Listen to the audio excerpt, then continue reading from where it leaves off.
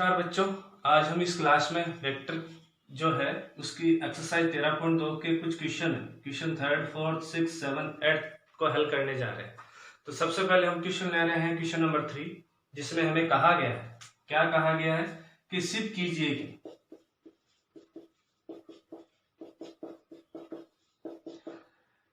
कि ए सदिश dot b सदिश का whole square equal less than equal मापांक ए सदिश का स्क्वायर और मापांक बी सदिश का स्क्वायर। ये हमें सिद्ध करना है, प्रूफ करना है बच्चों। तो सबसे पहले मैं एलएचएस भाग लेता हूं, या मैं ऐसे भी कह सकता हूं सॉल्यूशन में मैं कहूंगा कि चूंकि हम जानते हैं ए सदिश डॉट बी सदिश बराबर हमारे पास क्या होता है, या हम कहें कि नहीं दो सदिशों का अदिश गुणनफल क्या होता है, तो वो होता है मापांक ए सदिश मापांक बी सदिश और कोस थीटा। यही होता है बच्चों। तो यहां से यदि हम कोस थीटा निकालें तो कोस थीटा बराबर हमारे पास आता है ए सदिश डॉट बी सदिश अपॉन मापांक ए सदिश और मापांक क्या आ गया, बी सदिश आ चुका है। अब यदि मैं कहूं कि चूंकि मापांक कोस थीटा हमेशा जो कोस थीटा का मान है वह लेस देन 1 होता है, लेस देन इक्वल 1 होता है। मैंने क्या बताया, मैंने ये बताया कि हमें पता है कोस थीटा का जो परिसर होता है, रेंज होती है वह -1 से 1 तक होती है, परंतु मापांक लगाया इसका मतलब मॉडुलस मान हमें निकालना है। तो मॉडुलस जो मान है वह 0 से लेके कहां तक होता है 1, या मैं कह सकता हूं 1 से क्या होता है, मान कम होता है। इसलिए यदि मैं यहाँ मापांक ऑफ कोस थीटा रखता हूं तो मापांक ऑफ कोस थीटा क्या आ जाएगा, मापांक ऑफ ए सदिश डॉट बी सदिश अपॉन मापांक क्या आ जाएगा यहाँ से ए सदिश और मापांक बी सदिश, और ये लेस देन इक्वल क्या हो गया 1।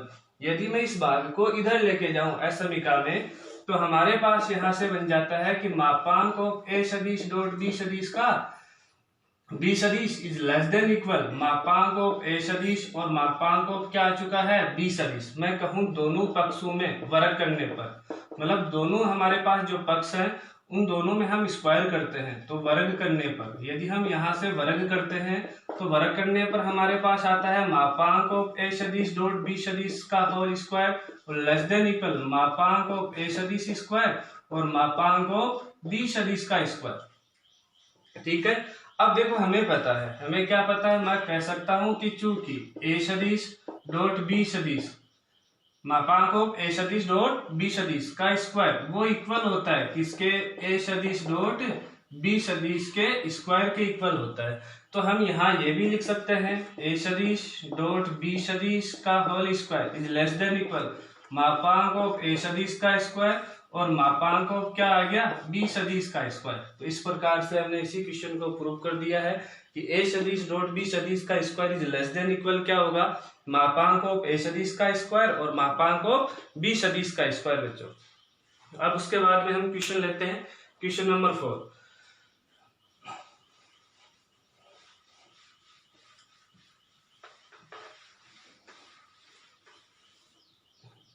यदि हम क्वेश्चन नंबर 4 की तरफ जाएं तो इसमें कहा गया है कि यदि दो बिंदु P एवं Q के निर्देशांक क्रमशः 3, 4 एवं 12, 9 हो तो एंगल ऑफ POQ का मान ज्ञात कीजिए जहां O मूल बिंदु है। तो सबसे पहले हम कहेंगे कि बिंदु P का स्थिति सदिश, यदि हम बिंदु P का स्थिति सदिश निकालें तो क्या आएगा OP सदिश, और OP सदिश हमारे पास यहाँ से क्या जाएगा कि हमें बिंदु P के जो निर्देशांक है वह है 3, 4, तो इसलिए OP सदिश आएगा 3ik + 4jk। उसके बाद में हम कहेंगे कि बिंदु Q का स्थिति सदिश, यदि बिंदु Q का हम स्थिति सदिश देखें तो हमारे पास आएगा OQ सदिश, और बिंदु Q के जो हमारे पास निर्देशांक है वह है 12 और 9, तो यहाँ से OQ सदिश या मैं कहूं बिंदु Q का स्थिति सदिश वो आ जाएगा 12ik + 9jk, यही आएगा बच्चों। अब देखो यदि मैं इसका एक डायग्राम बनाता हूं तो यहां से यदि मैं देखूं तो ये तो मान लेता हूं कि मेरे पास बिंदु Q है और ये मेरे पास बिंदु P है, और ये हमारे पास मूल बिंदु O है। अब इसके निर्देशांक है हमारे पास 12ik + 9 12 और 9, और इस बिंदु के निर्देशांक 3 और 4। ये सदिश इधर, इसका सदिश इधर, ओपी सदिश निकाला और ओक्यू सदिश निकाला।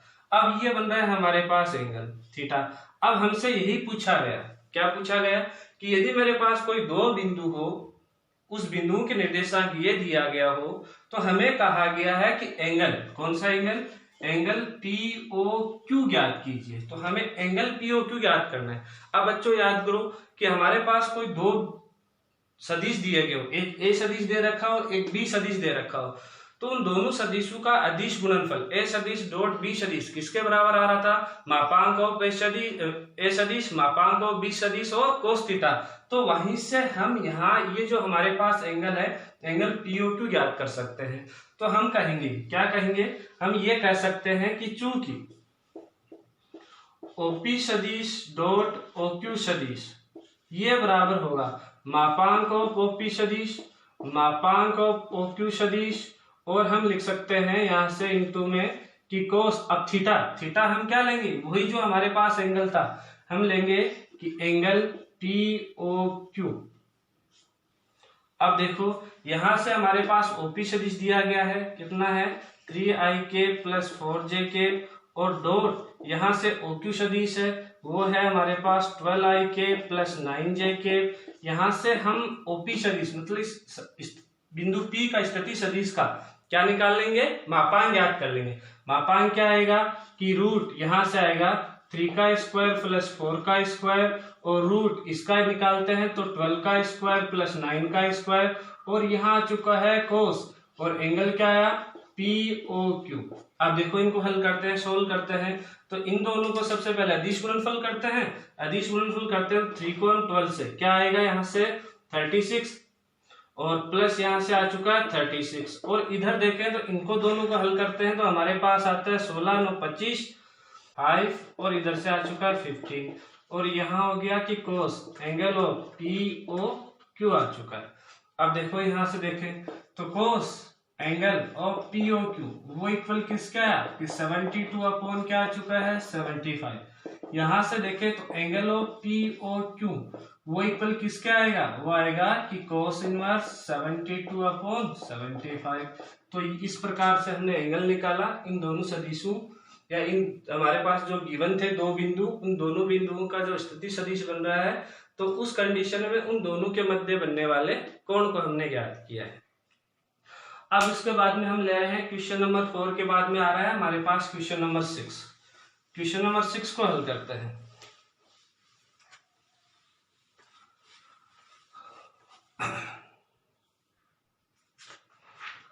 क्वेश्चन नंबर 6,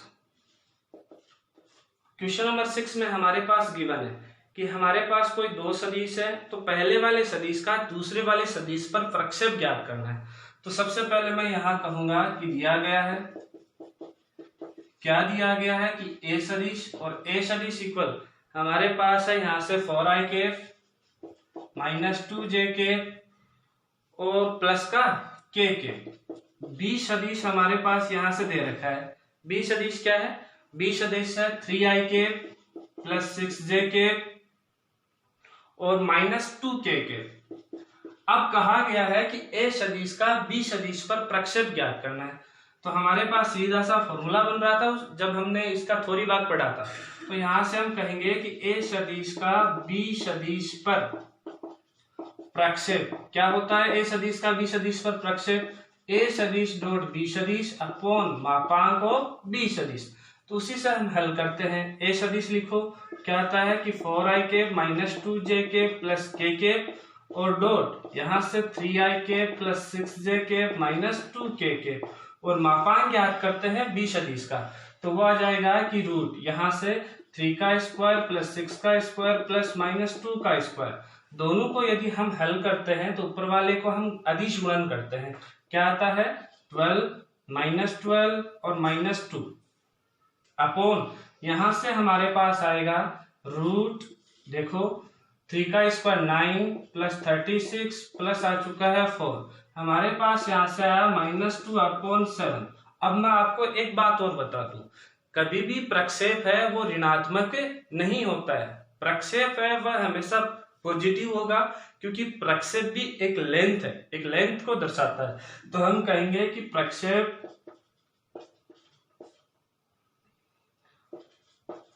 ऋणात्मक नहीं होता है, इसलिए प्रक्षेप क्या जाएगा यहां से 2 क्या आ गया 7, ये आंसर।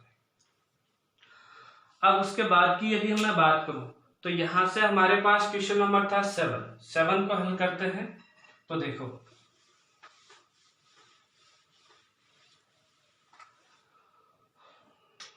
क्वेश्चन नंबर 7 को हल करते हैं। तो हमारे पास क्वेश्चन नंबर 7 है कि यदि a सदिश b सदिश हो तो एक c सदिश ज्ञात कीजिए। 2 सदिश दे रखे हैं और हमें कहा गया है कि एक c सदिश आपको ज्ञात करना है कि a सदिश b सदिश और c सदिश एक समकोण त्रिभुज की भुजाओं को निरूपित करे। देखो क्वेश्चन क्या है पहले समझो। हमारे पास कोई 2 सदिश है, एक a सदिश है, एक b सदिश है। हमें एक ऐसा c सदिश ज्ञात करना है जो a सदिश, b सदिश और c सदिश ये तीनों ही एक समकोण त्रिभुज को क्या करे, निरूपित करे। तो देखो हम किस प्रकार से हम इसको हल करते हैं। तो सबसे पहले हम कहेंगे कि दिया गया है, क्या दिया गया बच्चों, हमारे पास दे रखा है यहाँ से a सदिश और दे रखा है b सदिश। यदि मैं यहाँ से a सदिश देखूं तो a सदिश मेरे पास यहाँ से गिवन है 2i cap minus 16j cap और प्लस 5 कैप। b सदिश यहाँ से गिवन है 3i cap plus j cap plus 2k cap, ये दिया। अब देखो हमें कहा गया है कि वो एक कोण समकोण होना चाहिए, ठीक है, मतलब त्रिभुज में हमारे पास त्रिभुज है, समकोण त्रिभुज है, तो एक एंगल 90 आना चाहिए। तो सबसे पहले मैं चेक कर लेता हूं कि क्या ये दोनों सदिश इन दोनों सदिश के मध्य बनने वाला कोण क्या 90 है या नहीं है। यदि 90 है तो इसका मतलब ये दोनों सदिशों से जो भुजाएं निरूपित हो रही हैं वह उनके मध्य जो कोण है वो 90 हो जाएगा, समकोण हो जाएगा। तो जो तीसरा सदिश है c सदिश, वह हम त्रिभुज के नियम से किन्हीं 2 सदिशों के योग वाला जो नियम है त्रिभुज का, उससे उस तीसरे सदिश को हम क्या कर लेंगे, ज्ञात कर लेंगे। तो सबसे पहले मैं कहता हूं कि चूंकि a सदिश डॉट b सदिश, यहां से देखें तो 2i के माइनस 16j के प्लस 5k के और डॉट यहां से क्या आया 3i के प्लस j के प्लस 2k के। अब मैंने ऐसा क्यों किया, क्योंकि यदि ये दोनों सदिश अगर परस्पर लंबवत होंगे तो इनका अदिश गुणनफल क्या आएगा, 0 आएगा। तो हम कह सकते हैं कि देखो गुणा करते हैं, इन दोनों का अदिश गुणन करते हैं तो क्या आता है 6 माइनस 16 प्लस 10 और ये किसके बराबर आ रहा है 0। तो हम कहेंगे कि इसलिए a सदिश और b सदिश परस्पर लंबवत है। अगर ये लंबवत है तो इसका मतलब इन दोनों के मध्य जो कोण बन रहा है वो क्या है 90 डिग्री है, और 90 डिग्री है तो हम कहेंगे त्रिभुज के नियम से, त्रिभुज के योग नियम से क्या c सदिश इक्वल क्या हो जाएगा यहाँ से a सदिश प्लस क्या आ जाएगा b सदिश, और ये हम ज्ञात करते हैं। तो c सदिश इक्वल क्या आएगा यहाँ से आएगा a सदिश है 2i के माइनस 16j के प्लस 5k के और प्लस यहाँ से b सदिश 3i के प्लस j के प्लस 2k के। यदि हम इन दोनों को सोल्व करते हैं तो 5i के माइनस 15j के और प्लस क्या आ चुका है 7k के। अब देखो इसको हम एक दूसरे प्रकार से भी इसको हल कर सकते हैं। वह हल करने का तरीका क्या रहेगा या चेक करने का तरीका क्या रहेगा, हम सबसे पहले a का मापांक निकालते हैं, b का मापांक निकालते हैं और c सदिश का मापांक निकालते हैं। यदि c सदिश के मापांक का होल स्क्वायर यदि इन दोनों सदिशों के मापांक के स्क्वायर के योग के बराबर है तब भी हम कह सकते हैं कि त्रिभुज कैसा है, समकोण। तो इसी के साथ ये क्वेश्चन क्या हो चुका है, खत्म हो चुका है। अब हम बात करते हैं क्वेश्चन नंबर 8 की। देखो तो क्वेश्चन नंबर 8,